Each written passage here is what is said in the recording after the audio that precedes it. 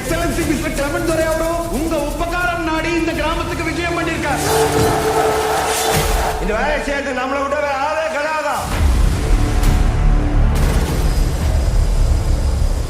இதெல்லாம் பண்ணுங்க. வாழ்க்கை எல்லாம் விட்ட வெளிச்சு போயிடும். இங்க பொண்ணு எடுக்கிறது நம்ம உயிரை நாமே எடுக்கிறதுக்கு சமம்.